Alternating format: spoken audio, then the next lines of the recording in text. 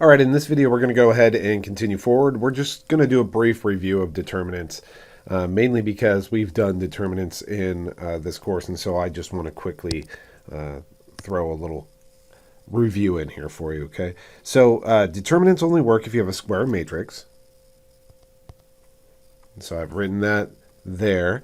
Let me go ahead and actually write the next one before I say it.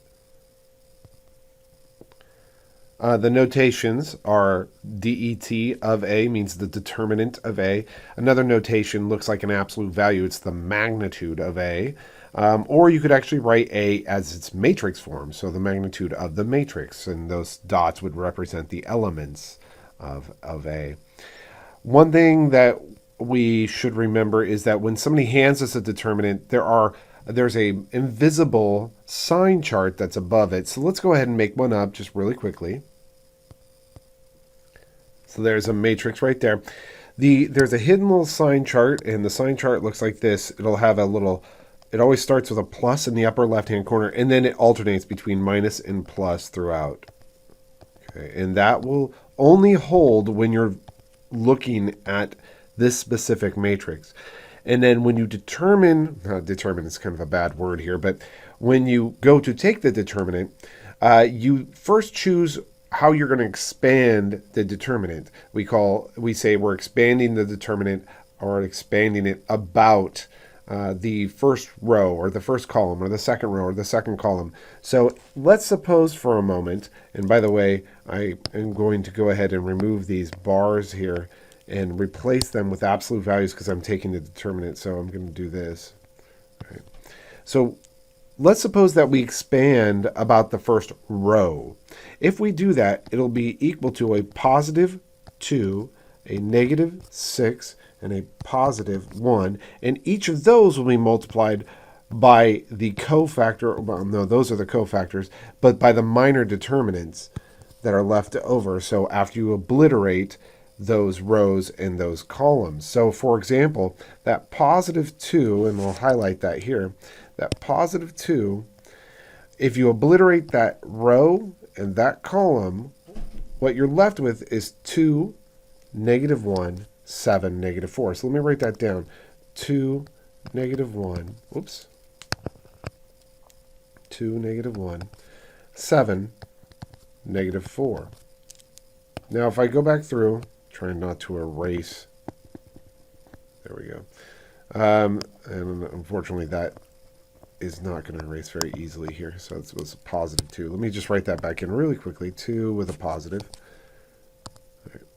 And I'll do this more intelligently next time. We're expanding about this first row. So next thing we're going to do is go ahead and look at that negative 6, and we'll delete that entire row and that entire column. And what we're left with is 1, negative 1, 5, negative 4. Now I set that up to where those are easily removed. Now we'll look at expanding about that last element there. And again, you remove that entire column, that entire row. And when you do that, you will get 1, 2, 5, 7. And let me go ahead and erase those. All right. And the determinant of a 2 by 2 is actually found the same way, but it's much easier just to say the determinant of a 2 by 2 would be, I'll just show it through example, the positive multiple that way. So 2 times negative 4 is negative 8. And the negative multiple, and maybe I should use a different color for that, the negative multiple this way. So you could either write minus, some people do that, minus, and then 7 times the negative 1. You could do that. Or you could say plus a negative 1 times negative 7, whichever you want. It's the same thing, right? Minus 6 times, again, the positive multiple of that, so negative 4, minus the multiple negative 5. Plus 1 times 7 minus 10. And then you do all the mathematics here, right? So that's negative 8 plus 7. So that'd be a negative 1 times 2 would be a negative 2. Here's a negative 4 plus 5, which is positive 1. So positive 1 times negative 6 is a negative 6. And finally, 1 times a negative 3 is a negative 3.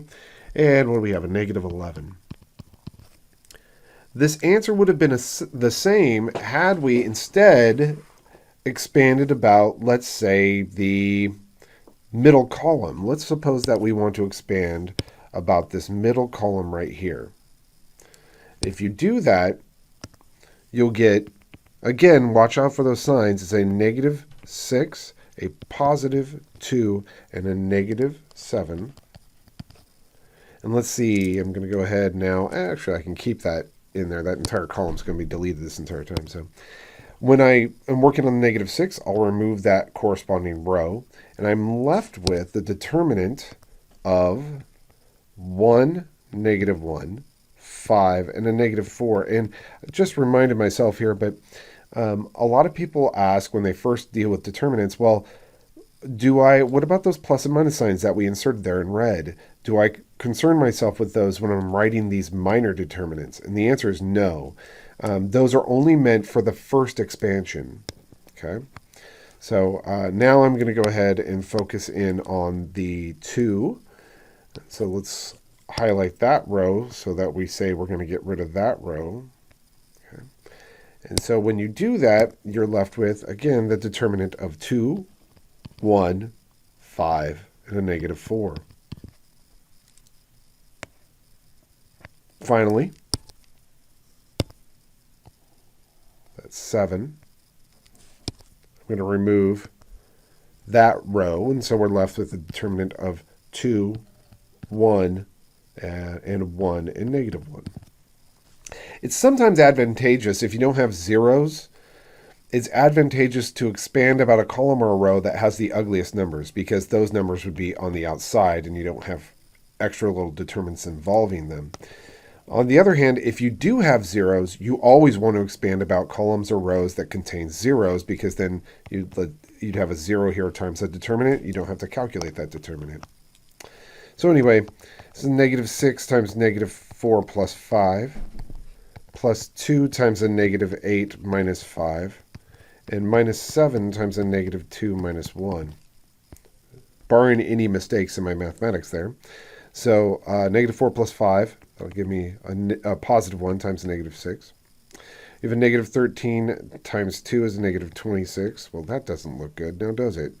And then -3 times a -7 is a +21. Well, that actually helps out, right? -26 plus 27, or plus 21 is a -5, minus another 6 is a -11. And if you look at that -11, it's the same as that. So the way that we expanded the determinant actually didn't matter. Okay, so that's a good review, quick and dirty review of determinants. Yeah, and you could do this all day long. One thing I should mention here, actually, before I move away from this, if you have something like a is equal to, let's just make it easy, 1, 0, 1, 8, 2, 1, 1, 3, 1, 2, 3, 4, whatever you want to do, right? -1, -1, -1, -1. When you expand, and here I'm going to do a smart thing. I'm expand about this first row because it has a 0. So I'm going to expand about the very first row here. I also should overlay all the plus minuses, plus, minus, plus, minus. Notice that I didn't write it everywhere because I made the decision upon what row or column I'm going to expand about. And once you make that decision, the other plus minuses will not matter. So when I expand this, I will have a +1 minus 0 plus 1 minus 8. And each of those are going to be multiplied by a resulting matrix. So for example, that +1, I'll get rid of that entire column, and I'm left with a 3 by 3 matrix, which is a 1, 1, 3, 2, 3, 4. I'm not going to do this entire problem. I just want to showcase something here. Minus 0 times who cares, because it's 0. And then you have the next +1, so I'll just showcase that we're taking out that column, and you're left with the resulting 3 by 3, 2, 1, 3, 1, 2, 4, and -1, -1, -1. Okay, you get the idea, right? But the point I want to make here is that once you've expanded out into your first sub-expansion, right, you went from a 4 by 4, which which is what this is a 4 by 4. And now you're working with 3 by 3s. Now, each of these has to be expanded as well, and so each of these will have their own little overlaid sign chart. So if I want to expand about the first row here, I will have plus, minus, plus. If I want to expand about the first column in the second matrix down here, let's say we're going to expand about the second column.